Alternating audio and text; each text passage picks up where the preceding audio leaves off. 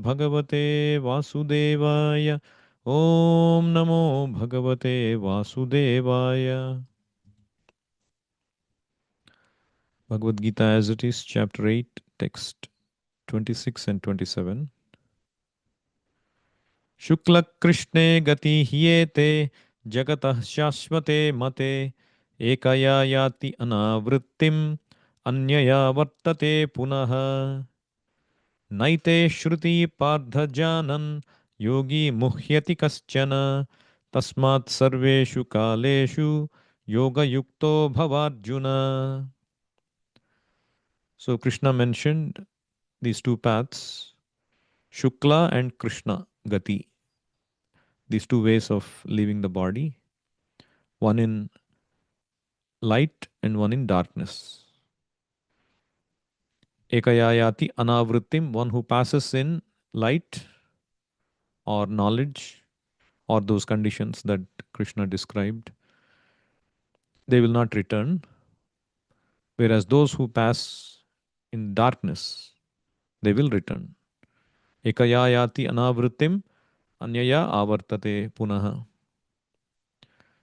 And 27th verse says, a devotee is not bewildered by these complexities of when to leave the body or when not to leave the body, when I'll come back, when I'll not come back.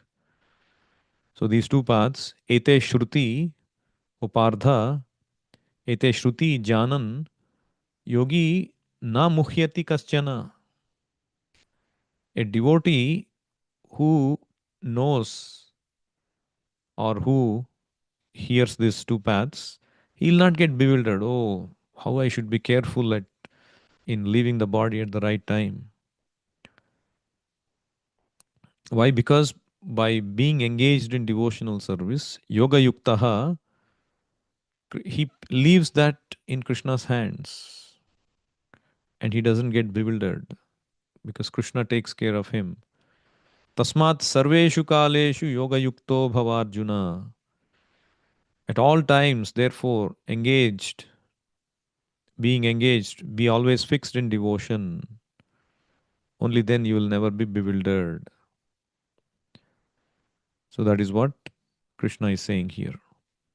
Krishna here, Prabhupada says in the purport, Krishna is here advising Arjuna that he should not be disturbed by the different paths the soul can take when leaving the material world.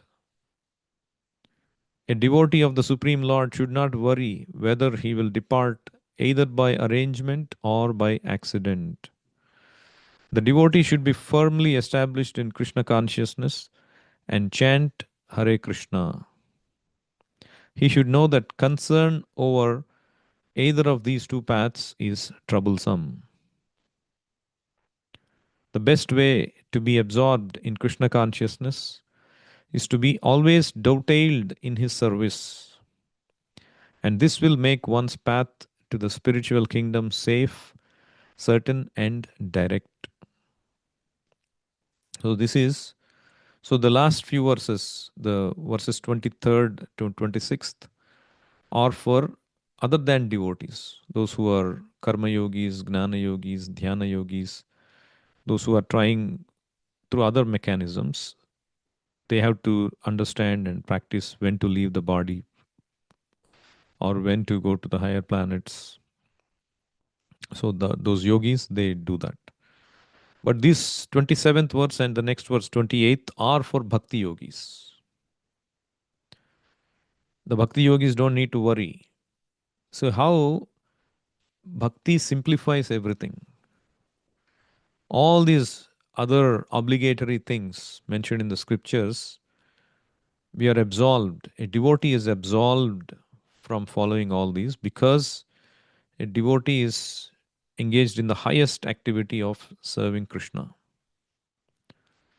It is said that any human being who is born in this world, they have a lot of obligations.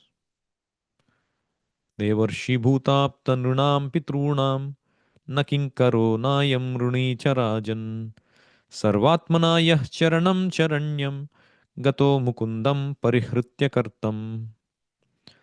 What it means is any human being in this world has obligations to Deva, the demigods, because they are supplying these necessities of life. Rishi, the sages, because they have provided sublime knowledge. Devarshi, Bhuta, general living entities. We take help from, for example, we get milk from the cows. Apta, our relatives, and Pitrunam, our forefathers, for having begotten us in this family, whose resources, whose wealth we are enjoying. So we have duty towards them, tarpana and all those things. So in this way, we have obligations on so many fronts. And anybody who does not satisfy those obligations is considered a debtor. Now nobody is doing those, isn't it? Everybody is living a life of sense gratification and don't care for any of these obligations. In fact, instead of being grateful for these things, we are exploiting. For example, we are exploiting Mother Nature. We don't care for the higher devatas, demigods.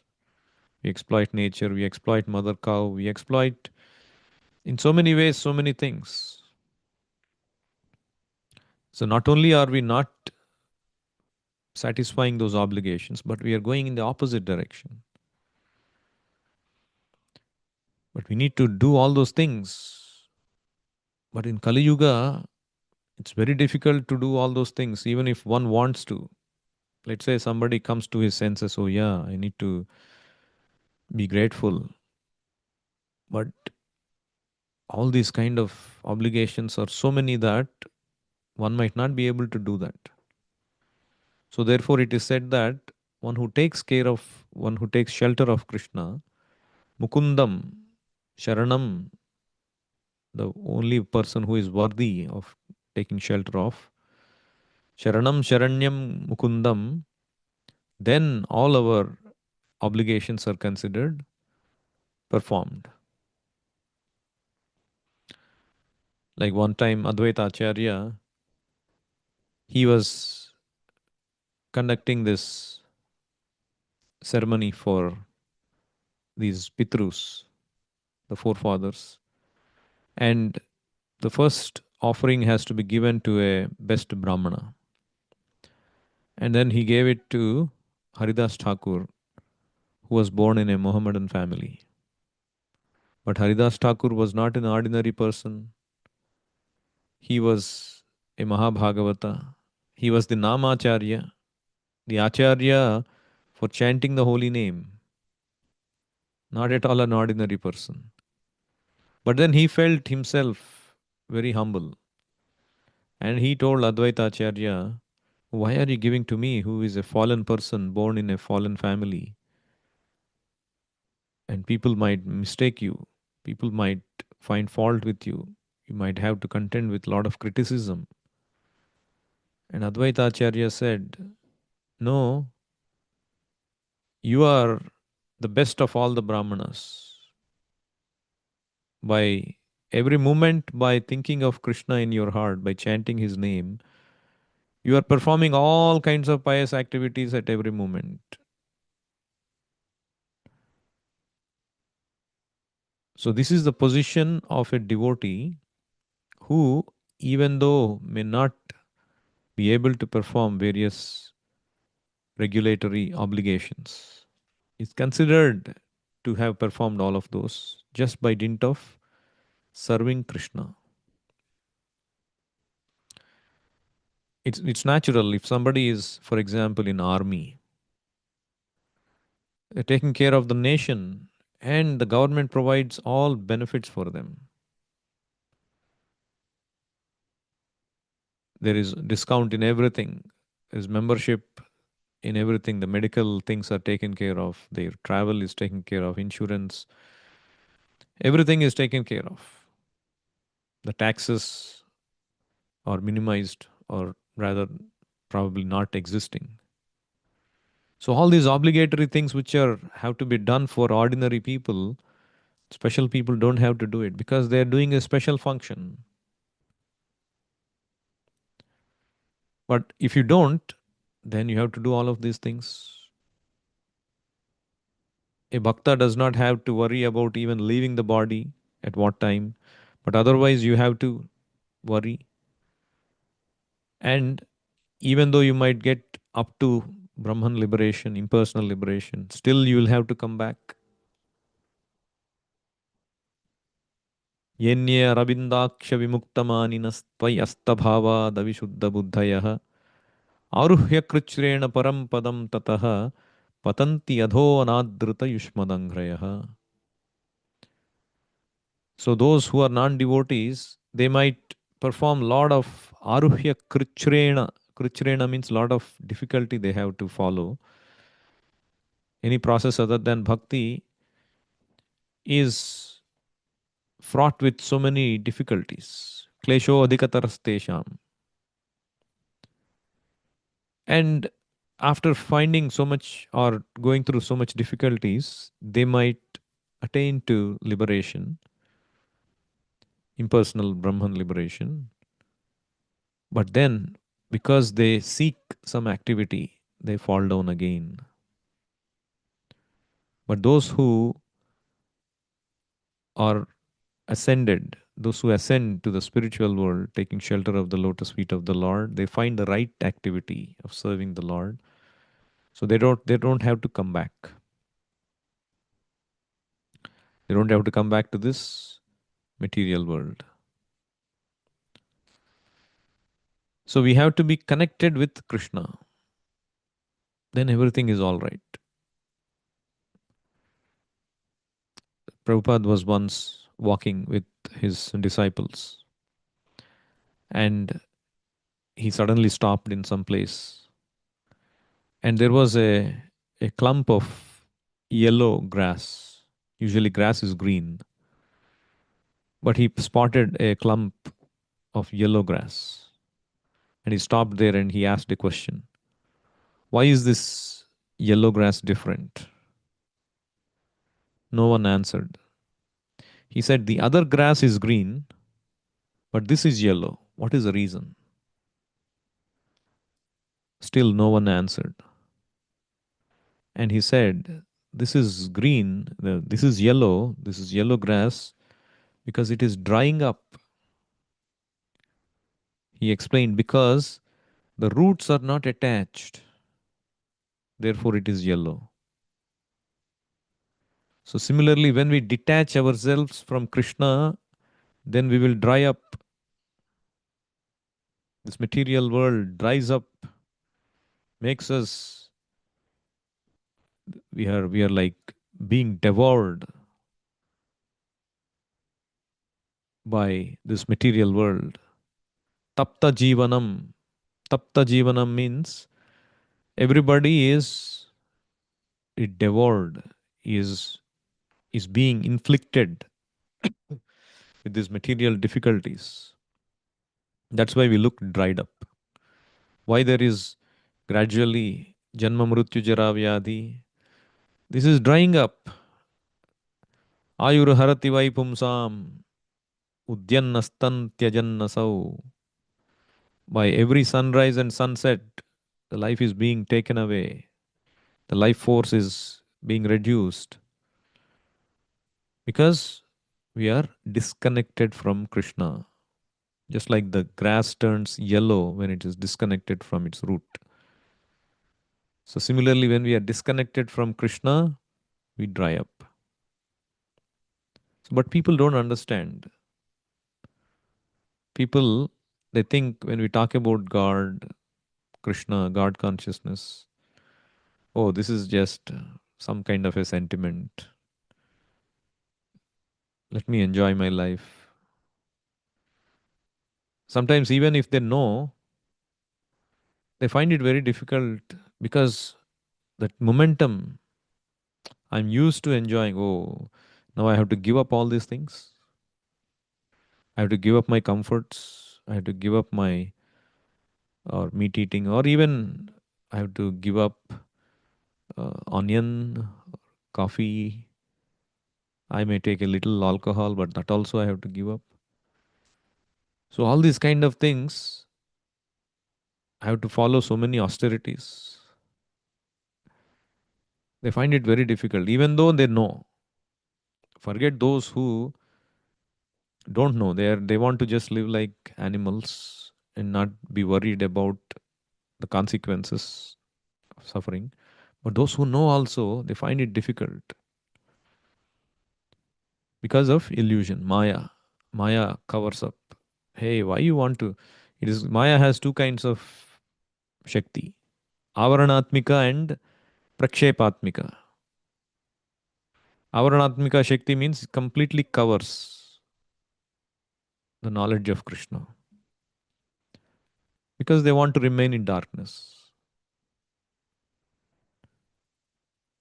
And then those who are slowly getting knowledgeable about Krishna, Maya still tests. Maya tries to give these things. Hey, why you want to go to Krishna? Just remain in your comfort zone. That means they'll have to punah punah charvita charvananam, chewing the chewed, chewing the chewed. There is no taste, but you are trying to squeeze some taste. The same television is running, the same program is running every day, the same kind of news is coming in the newspaper every day, the same kind of WhatsApp messages are coming every day. The recycling, eating, sleeping, mating, defending, only these kind of news everywhere.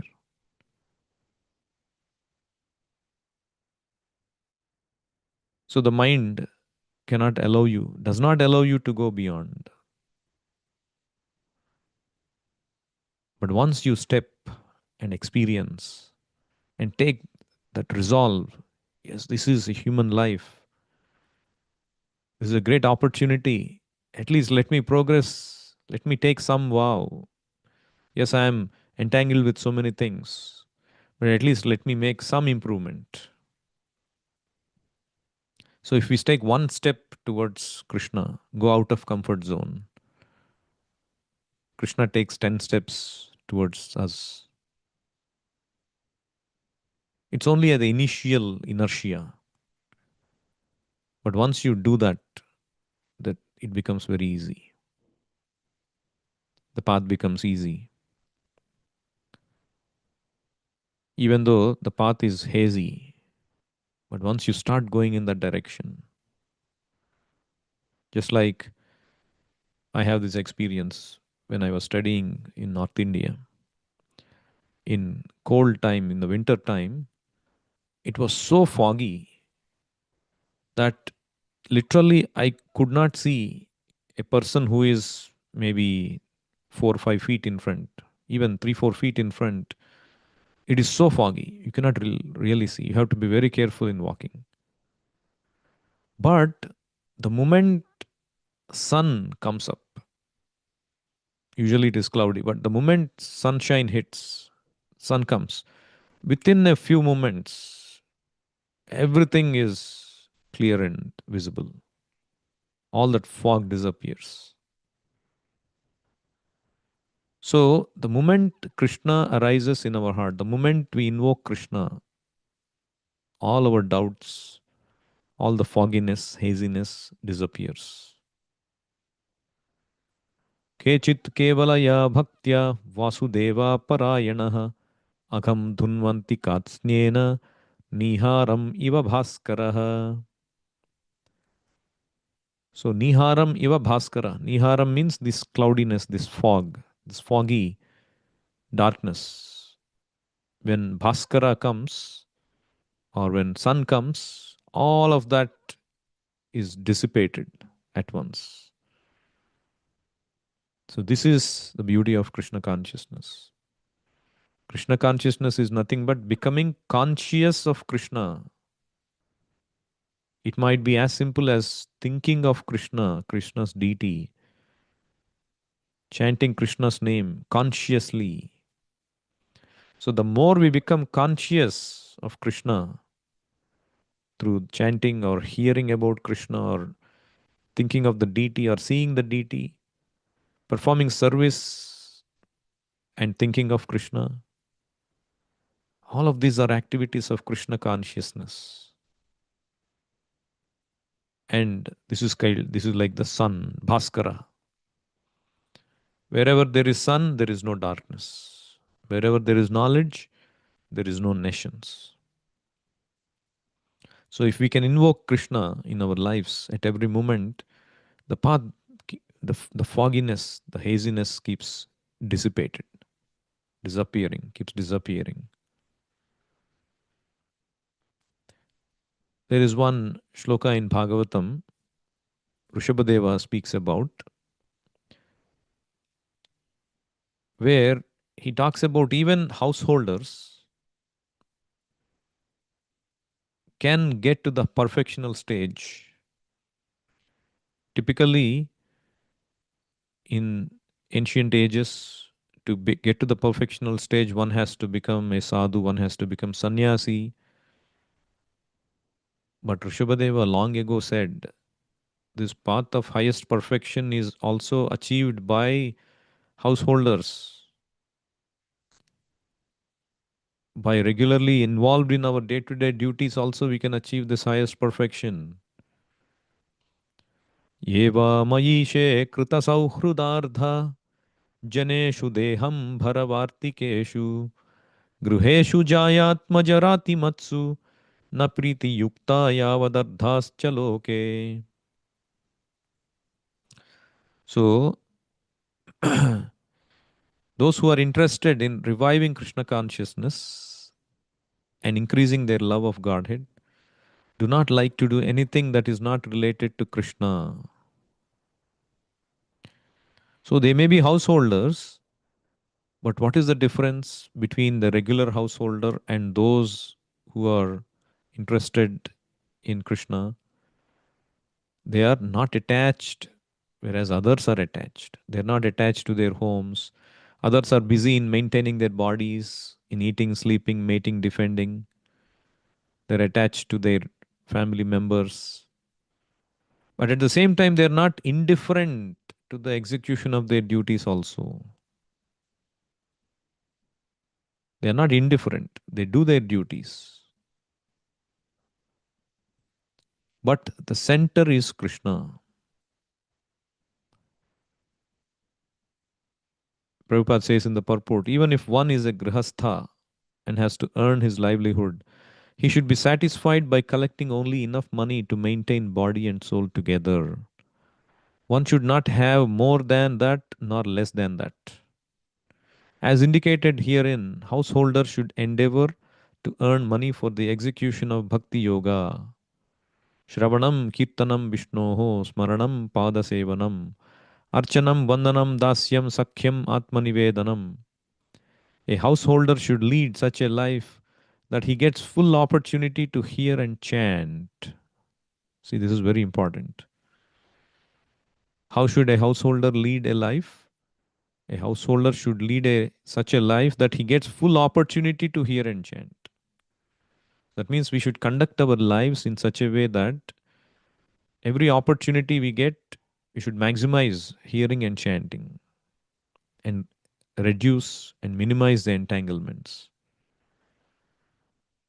And Prabhupada says further, he should worship the deity at home, observe festivals, invite friends in and give them prasada. A householder should earn money for this purpose, not for sense gratification. Either we should do this at home or we should consider the deity at the temple as our home deity and worship the deity, observe festivals, invite friends to the temple and give them prasada. So the householder should earn money for this purpose, not for sense gratification. So I was talking to one visitor yesterday who came to the temple for the Sunday feast. It's a young couple. So I was mentioning about the purpose of Bhagavad Gita because yesterday's class in the temple was about that. How Krishna never discouraged Arjuna from doing his duty. And the duty that we do should be for satisfying Krishna. And then he asked a question. So typically we have these material duties and we have these material ambitions. What about those? Can we achieve some material ambitions in my duty? Also, we need to earn well to live a good life in this world right now, in the society, especially Bay Area. So, am I wrong in pursuing my career path and trying to earn and make a good living for myself? So, I gave him the example of a teller in the bank. So, everybody is coming and depositing money with the teller, but actually, they are depositing money in the bank. So, the teller's duty is not to consider that everything belongs to him, but everything actually belongs to the bank. And by doing that good service of giving to the bank, he gets a good salary also for maintaining himself. And the more nicely he does, the more nicely he gets promotion also. He will go up the ladder, the more nice service he does to the bank. But if he takes everything for himself without giving to the bank, he'll be punished, he'll be demoted, he'll be thrown out, he'll be in trouble. So, one will progress materially also if one's aim is to satisfy Krishna with their material duties. Yes, one can have all aspirations to grow in the material path, provided it is given back to the source. Krishna will take care of us. Whatever we need, there is no one who can take care of us better than Krishna. But if we want to live without satisfying the source, because of which we are in that position, then we'll be in trouble. So, the beauty of Krishna consciousness is we don't have to leave anything, but we have to make Krishna as the center. And Krishna takes care of us much more wonderfully than we can ever hope to take care of ourselves and our family. And the beauty is, even a householder, by doing this, by leading a life of hearing and chanting and worshipping Krishna like this, can attain the same perfectional stage as a renunciant, a person in the renounced order. I'll stop here. Anyone has any questions or comments?